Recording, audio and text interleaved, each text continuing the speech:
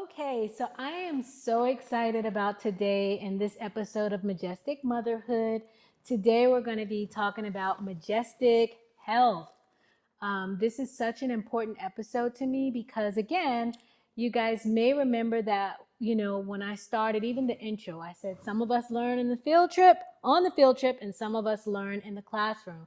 And today we have the privilege and the honor of having none other than my friend, my sister, Dr. Angelita Taylor.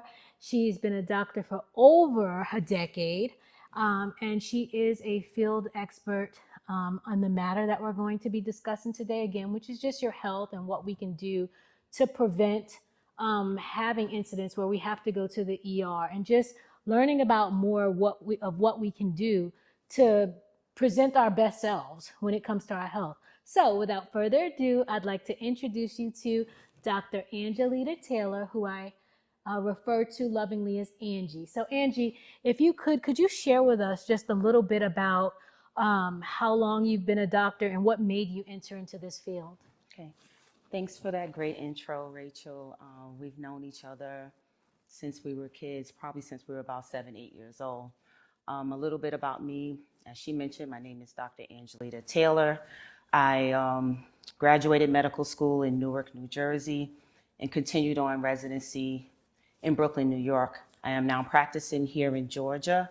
I'm a board certified emergency medicine physician for over 15 years. I decided to go into emergency medicine mainly to help people when they needed it most, whether it's at a time of chaos or they're in pain or in uncertain times. Growing up, I didn't see any doctors that looked like me, so I decided to be that physician I needed to see. I treat all my patients with compassion, dignity, empathy.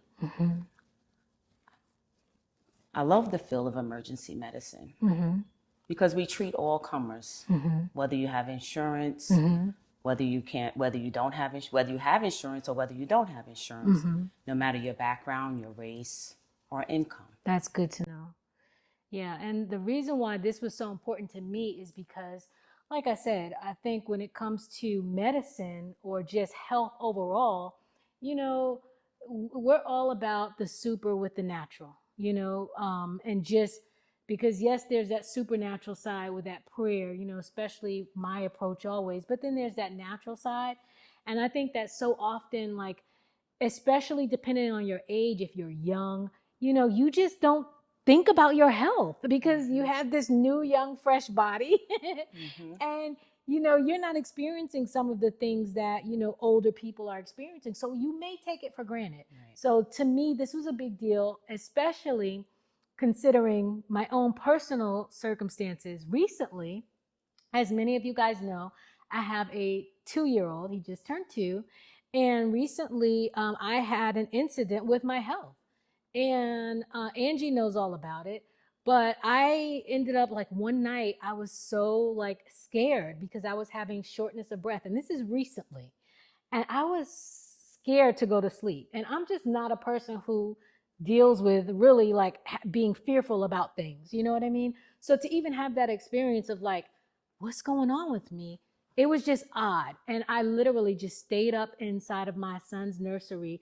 I didn't want to lay flat because the flatter I laid, the more I felt like I couldn't breathe. So I just began praying. I stayed up.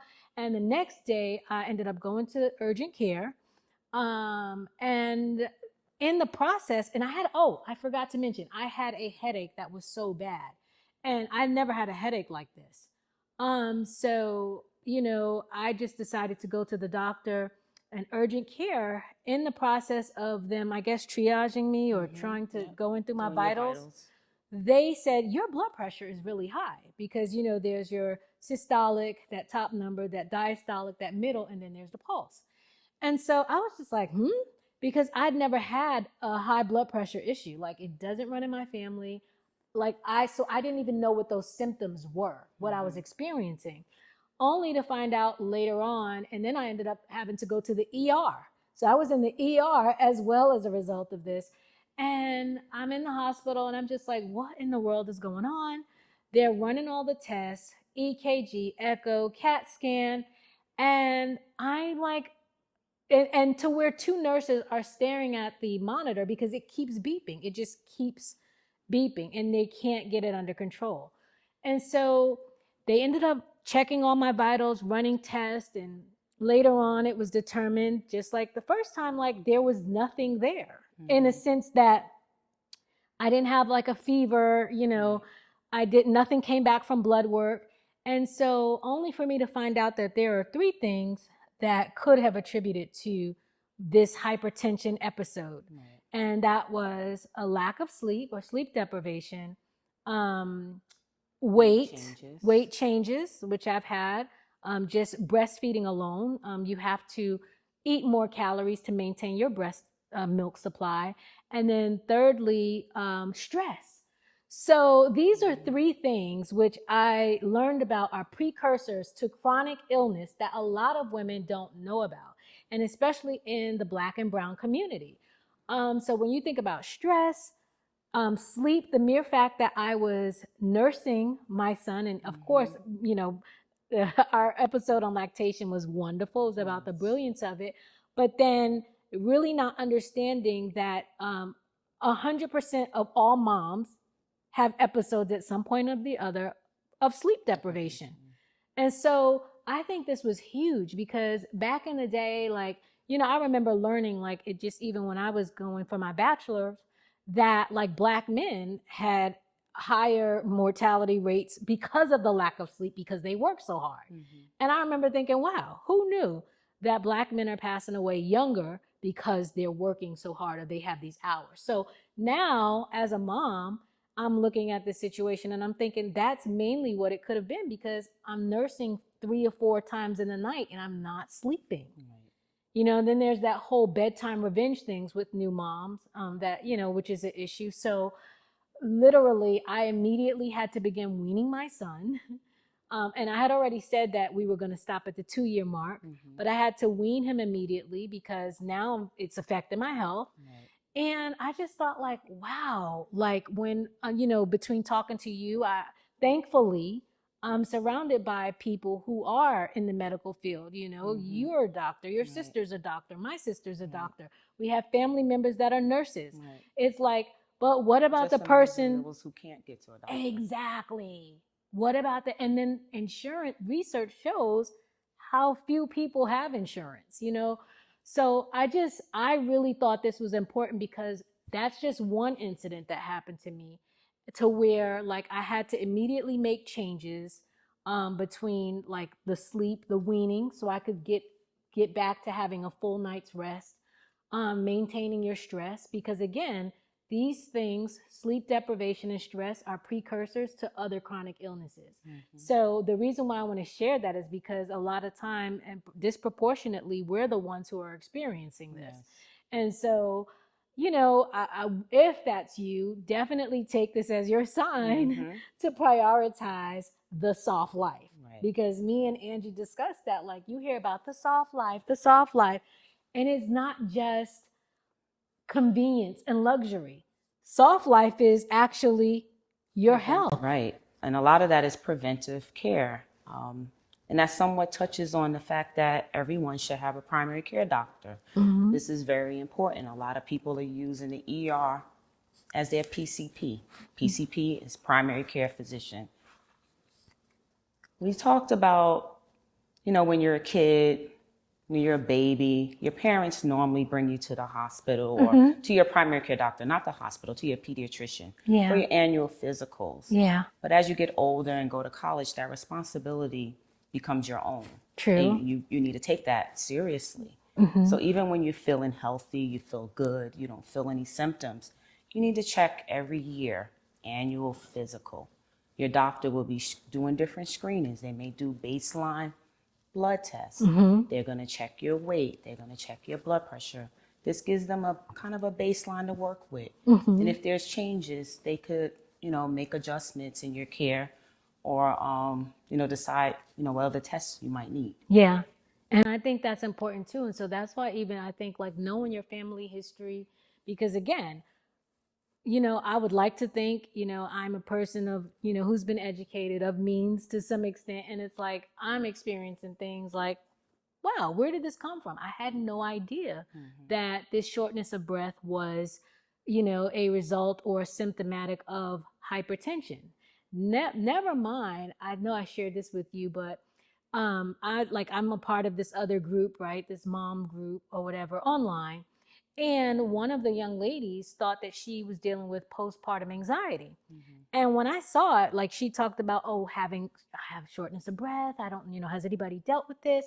And I just thought, and I sent her a note. I said, make sure it isn't your blood pressure, because this is something I just encountered. Sure enough, 3 days later, she came back to me. She was like, thank you so much. That's exactly what it was. And she said, I don't know how I didn't think of this, because I actually had preeclampsia while she was pregnant. And so I thought that that was something important to share too, because there's certain things, like you said, in addition to like this soft life is not just convenience and luxury items and trips, but it is preventative care. It is having the soft and treating yourself with care, in that we're not over the countering ourselves to death, which is literally happening to people, because you are dealing with headaches and you're dealing with pains and you're dealing with aches, and your body is trying to tell you something. And don't ignore the signs. Yes, don't ignore the signs. And so I just want to reframe that whole soft life to include that, and change your perception to how you're dealing with yourself, and that you're not just, I'm just going to take Excedrin, or I'm going to take Tylenol every day, or I'm going to take Advil or Motrin, whatever it is. No, if your body is continuing to show you that there's something wrong, you need go check it out. Check it out. And not just think, I'm going to take care of it at home. Because I'll tell you something. I know, I'm somebody who's lived in the North, lived in the South. I've gone to school. I've had friends of all different backgrounds my whole life. I've lived out of the country in Italy. I've had friends from all over Europe, right? And I will tell you that I notice a difference in how we treat ourselves. And that's why this is something that I want to make sure that each person is thinking about, because I know somebody who, if they even have a pinch of a headache, they're calling their doctor. They're not just going to just pop, take medicine. So my question for you is, when would you say the right timing is for someone to say, okay, in addition to having their annual exams, like you said, and having a PCP or primary care physician to check in with, when is the right time for someone to say, wait a minute, something's not right here. I need to, what are the signs or the red flags? Right. So as we mentioned, don't ignore the signs. If you're having some symptoms today, let's say it's Friday, get on the phone with your doctor. Okay. Maybe they're not open on a Saturday. If they're not open on a weekend, by all means, go to urgent care. But if it's more emergent, the emergency department is open 24/7. Red flags, as she mentioned, when you're having headaches is, are you having a fever? Are you vomiting? Are you having deficits, meaning like weakness in your arms, legs, you're not able to walk, you're having some trouble speaking? You need to proceed to emergency department.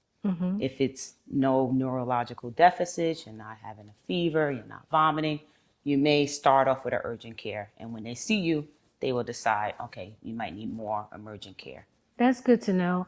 Yeah, because you hear about things like blurred speech and things like, blurred vision and slurred speech. Right. And so it's like, wow, that's something. And I recently had a family member who was walking around septic, stroke, and I forget the other thing. And she's driving out of town. And it's like, and I literally got on her like, what are you doing? Why? And so that strong approach, we've got to take that armor and that cape off and lay it down, and we've got to allow ourselves to be treated with kid gloves. And when our body is speaking to us as Black women, we have to listen.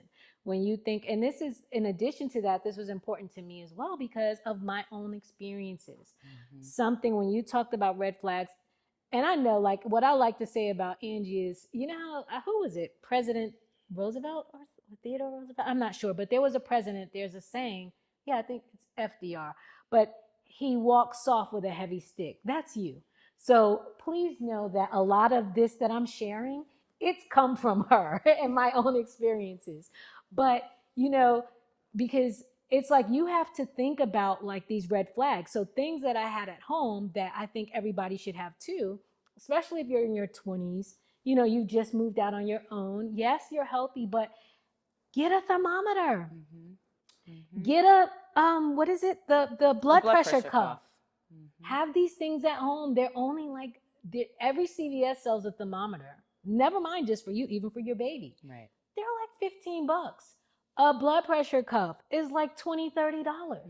Even while I was pregnant, like I had a ultrasound machine and I still have it upstairs. I got it for like 50, $60 off of Amazon. Why? Because I later learned that a baby's heartbeat should be within a certain amount of, you know, it should be like 150, 140. Right. You have to know what the heart rate is. And so that allowed me to have a peace of mind because I would just, how's my baby doing?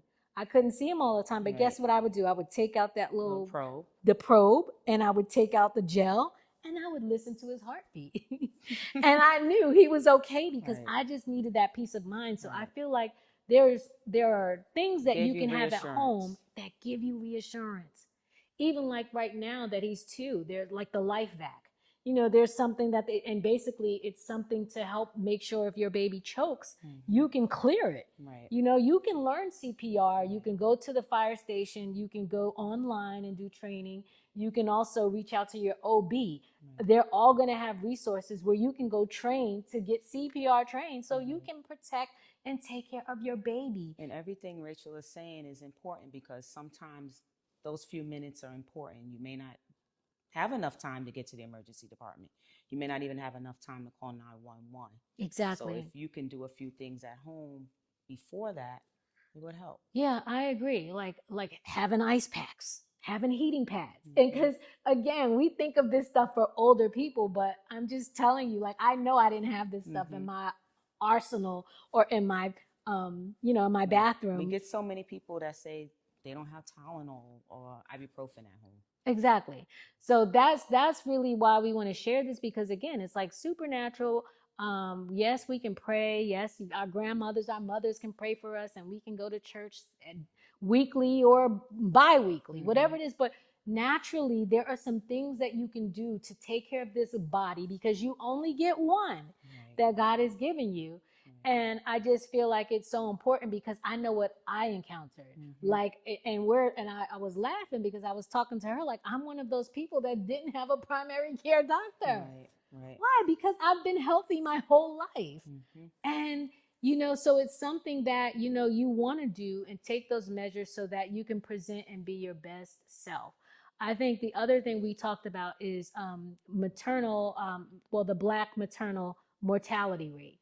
You know, because I think it's crazy that 30 to 40% of Black women are more likely to die during childbirth, even though we only make up 14% of live births. How is it that Black women are 30 to 40%? They have higher chances of dying during childbirth, and we only make up 14%. That's something that was a study that was released in the 2023 CDC report. And that's huge. And so even, I know we're going to get into this too, about the primary care physicians. That's something that's important because you have people like Serena Williams who spoke up to this effect. You have Beyonce. Serena almost died from a pulmonary embolism because the doctors did not believe that, you know, they didn't take her seriously. She spoke up for herself. She spoke about it in a 2018 Vogue magazine interview. But I just thought, wow, here's Serena Williams experiencing this. You've got Beyonce, who had complications, toxemia, with her twins. And here, these are like women who are well known. You've got the Olympian, you've got Tatiana Ali. There's so many well-known figures and women who are women of color who've had issues. And I know recently in politics it came up as well. You know, when Kamala was running, she made that something that she addressed too. And I just feel like, you know, it's so important because I know I've had my own personal experiences where the implicit bias that happens when it comes to the disparities in the medical system, I've experienced them. For one, most people wouldn't even believe I actually had CPS called on me. What? Yes, I had CPS called on me. Child Protective Services. Can you believe this? And granted, it was found to be baseless, but I've got to get into that. I want to share with you more about that. But I had that happen. Another thing that happened to me is when I was TTC or trying to conceive, as they say. I had a doctor who was supposed to be one of the best here in Georgia. And thankfully, God opened up a door through my husband's best friend. His wife happened to go to the same doctor. We had no idea. We're talking, and of course, she had been trying to conceive for a while. I had just started. I didn't even think I would need any assistance trying to conceive. And short of the long is that the doctor, my when I was talking to my friend, she's just like, Rachel, what are what kind of protocol are you on? What are they, doing? Right. And is there an issue? And I'm like, no, there's absolutely no issue. And I'm telling her what's going on. And she says, well, what medication do they have you on? And when I told her, she said, that makes no sense. Right. Now, this is a friend who is very well off. Her father is very well off. She's Caucasian.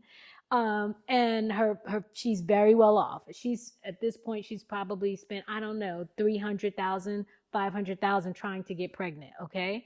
Which, I was just like, wow. And she told me that the doctor, like, she didn't understand why the doctor had me on that protocol. So I go back to the doctor and I say, hey, Dr. So-and-so, I happen to have a friend who is a patient of yours too. She confirmed it. We bonded over that, and none of her business, but just wow, what a small world. We're great friends, yada yada. And I said, but something, we happen to be talking about like my protocol, and we noticed that you had me on a different or less of a prescription than you had her, and I just wanted to know why. And when I tell you the response I got was jaw dropping, she told me that she just said, the prescription is expensive. And I mean, who can afford that? I didn't think you could afford it. That's what her response She didn't think was. that medicine was going to be for you. She did not think that I could afford the medicine. And so hadn't I had this friend who happened to be a Caucasian woman who also was a woman of means to tell me and compare stories to, I would never have known because I trusted the doctor's advice. And I really believe that she should have gave me the option. I know I asked enough questions. So if I'm, taking this step in this route, I think I should be afforded the same information. So that was shocking to me.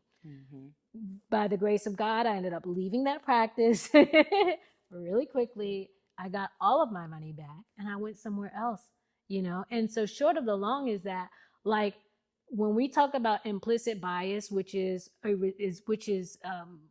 part of the reason why the maternal mortality rate amongst Black and brown women is so high, like, that's something to consider. Right. So that's just one incident. That's not even me speaking to the other one.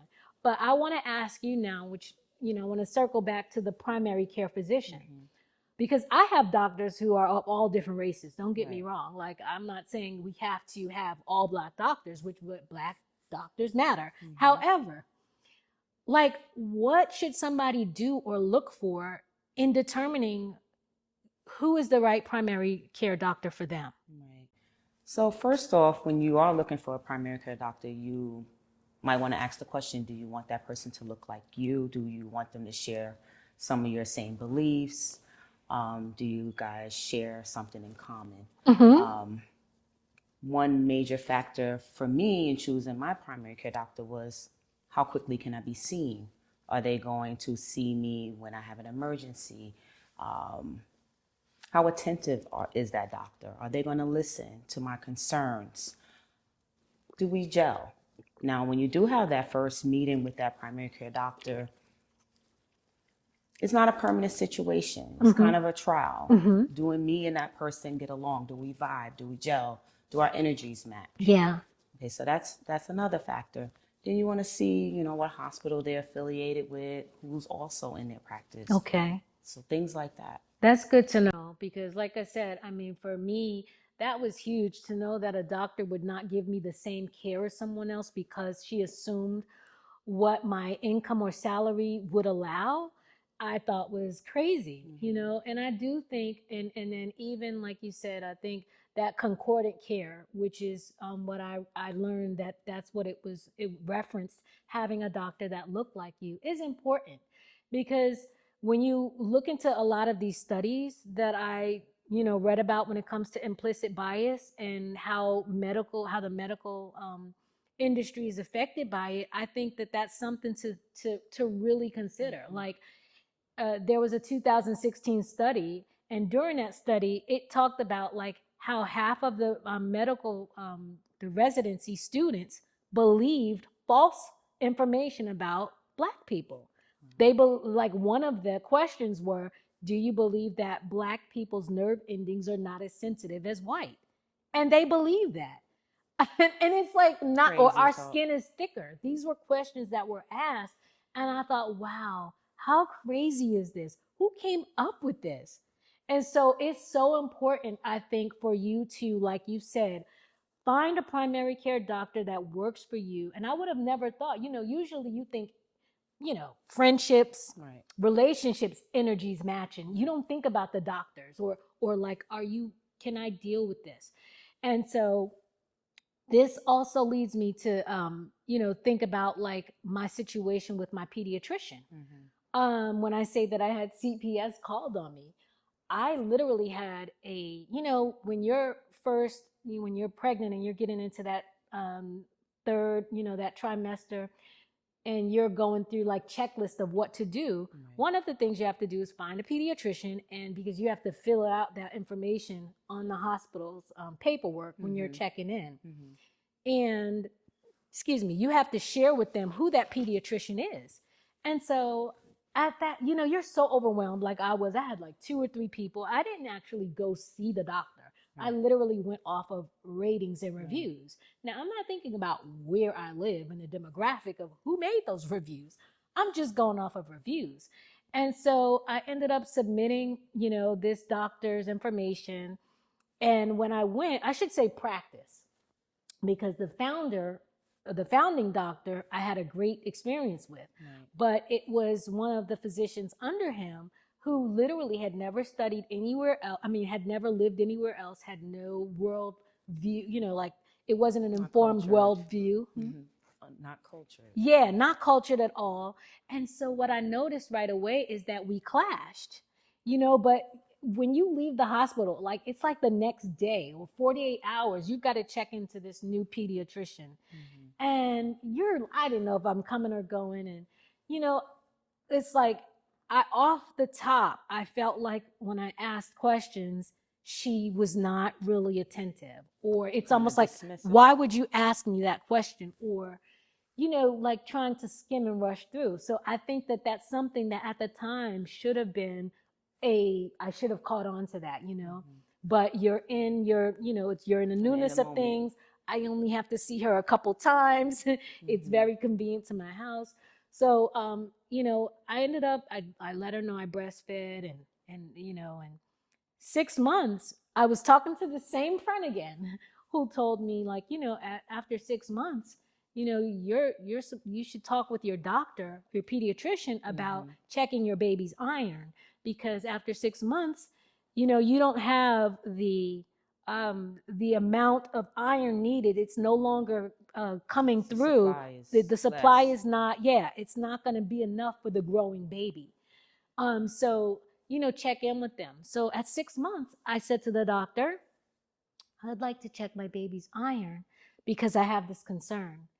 And so she shrugs it off and tells me, it's not a big deal. We don't check it until they're 12 months old. To be checking at a year. Talking to my friend again. She's like, no, Rachel, and I'm like, okay. We get to his 9-month appointment. I'm like, can you check his iron again? And she's like, no, we don't check it until he's 12 months old. And I'm like, yeah, but I'm concerned about it because, not only is this something that I grew up with as far as like anemia or iron deficiency, but I know like I'm breastfeeding my baby. And so she's like, no, she's like, we're not concerned about that and we don't do the check until 12 months. But if you want, you can give him an iron supplement or you can feed him, try to feed him some iron enriched foods, which I had already had. Right. So, when I come home later, I'm looking for, I'm making sure he has like vitamin C, as far as oranges, because of course that helps your body absorb it. And I'm just doing what I can, but the supplement itself is so disgusting. Like he will not take it. He won't tolerate it. He won't take it. So I'm like, okay, well, let me keep feeding him these foods that, I know also, support and give him the iron he needs. Right. So we go back at 12 months, right? And finally, it's time for her to do this long-awaited test that I've been pushing. She checks his iron. She's dissatisfied with the number. She looks at me and she says, why didn't you follow my orders? I was like, what? What are you talking about? She says, why didn't you follow my orders? I said, what orders? She said, you were supposed to have him on an iron, a supplement. And I said, no, that wasn't your orders. Actually, I've been pleading with you to get on top of my son's iron since he was 6 months old. Mm-hmm. I said, and then after, repeatedly asking, I said, at the 9-month visit, you asked me once more, I had to tell you twice, I was concerned about his iron. Granted, there was no lethargy. There was no whiteness under his eyes. There was no lack of energy. So these are other things that also are associated with that iron deficiency. But she said, if you'd like, you can do this or that. Right. And so I commenced with the diet, and so only to find out later. And then she says to me, I wasn't following, she was really rude to me. She told me that she was going to, maybe look into having, maybe I wanted to consider getting a full panel, more blood work. And that was it.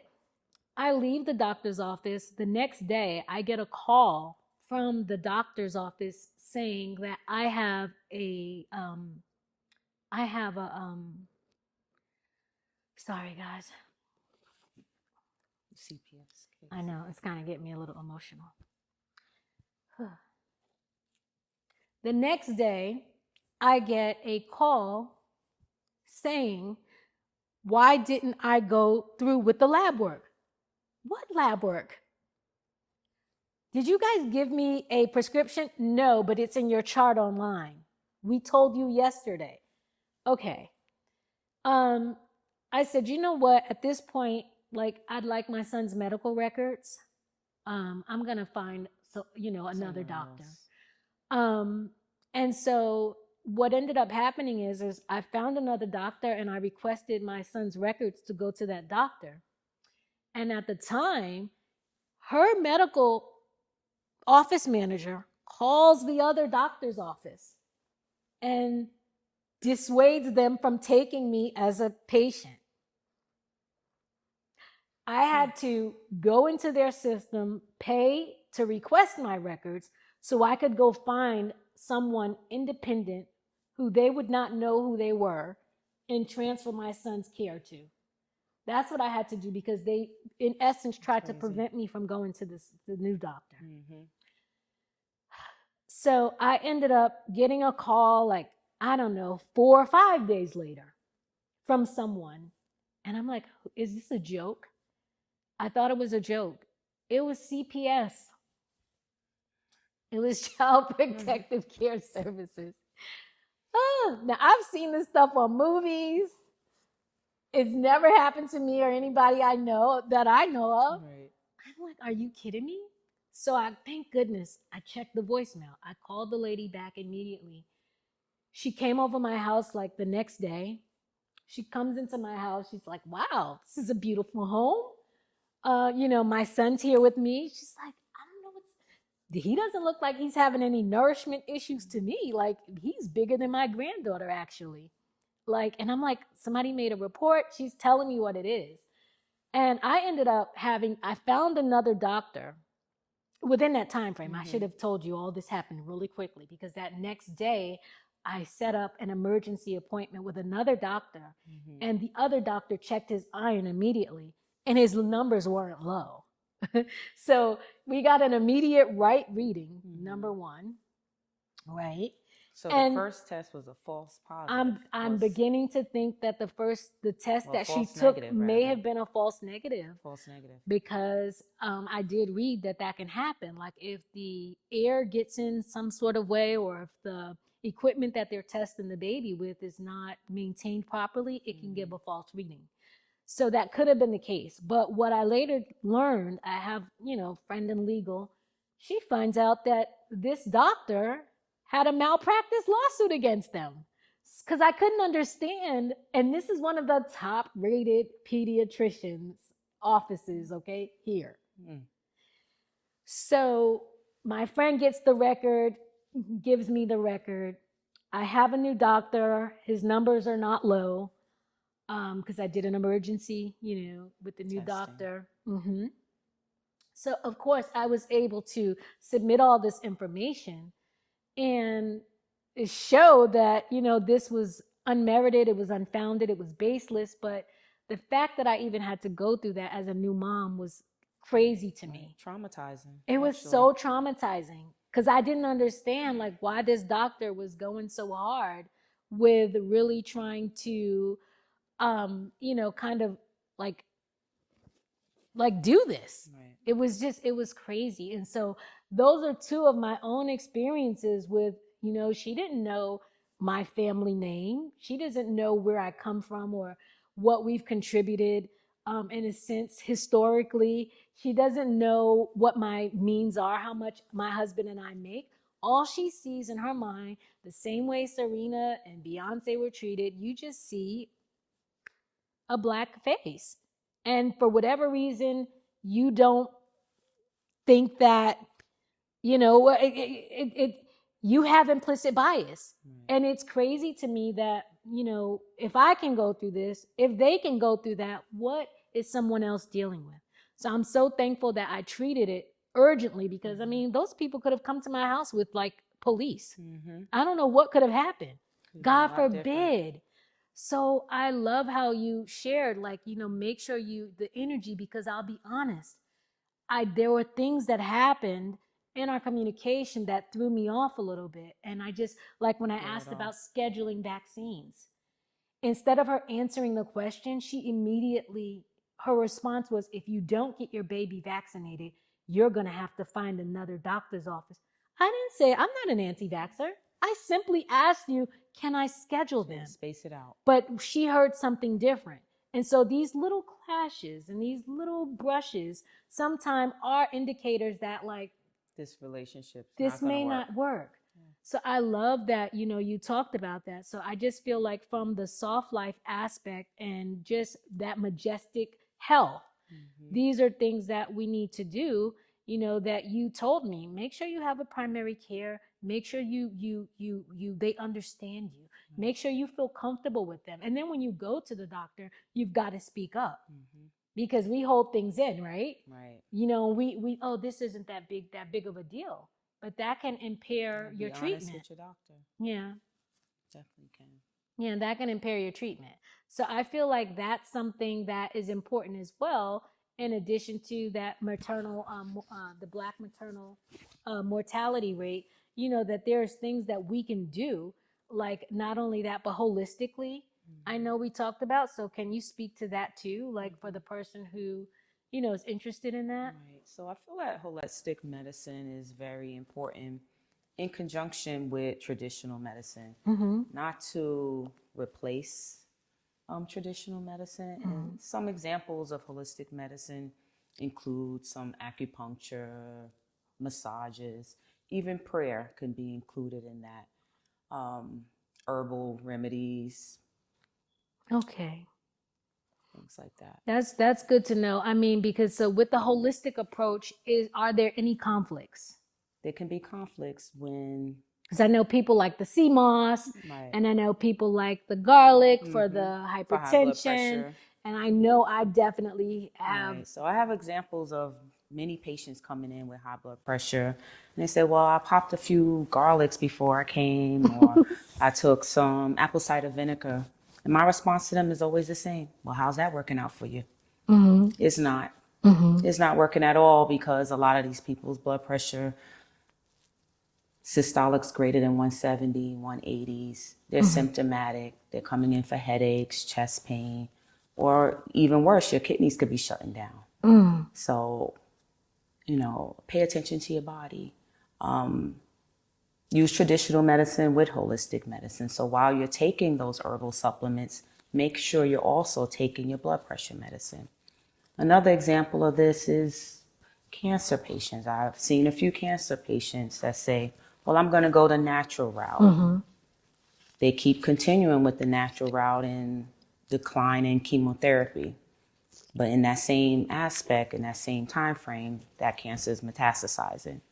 So again, do your holistic approaches, but don't ignore, the recommendations from your doctor or oncologist or other specialists. I think that's awesome. So with the holistic care, like you said, it's not that you guys rule that out, but also don't replace one for the other. Right. And I like that approach because I think that, you know, do all you can. Right. Do all that you can because again, you have one body. Right. Do all you can. And even as moms, so after the fact, I think this is one more thing I want to make sure I include is that it's important to do the blood panel work after you have a baby, because a lot of people don't realize that your body changes in addition to your hormones, but your body changes. So now you can be a vitamin deficiencies, or thyroid problems. And that's something that you really can't catch when you've got everything else going on. You're already dealing with maybe your husband, your house, the new baby, work, and you're just thinking you're tired. You're not realizing you are literally depleted of important and necessary vitamins. And so it's important to that's something preventative that you can do. Go get a blood panel, go get a comprehensive, what is it called? The comprehensive metabolic panel. Okay. And then also add on, the hormone levels like your TSH. Okay. Also check your vitamin D levels. So that's something important to do because you could think you're just tired, but it could be that in times and seasons, these things change.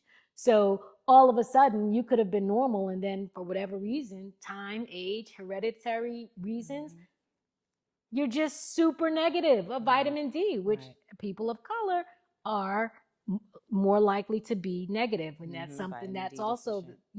Right. So those are some things that I think are super important to do, and just, things that you can do to make sure that you are healthy and that you're functioning, the way that you should. Optimal capacity. Yeah. Diet. You're really not going to be any good to anyone else unless you yourself is healthy. So I would stress resting. Listen to your body when you need to rest. Take those breaks. If you could offload some of your tasks to other people, you're not a super mom, you're not a superhero, as much as that's the tradition for us to take on everything and not give anyone else anything to do. We got to stop that. You don't have to be the one that cooks all the time. You don't have to be the one that does the dishes, laundry. Delegate that.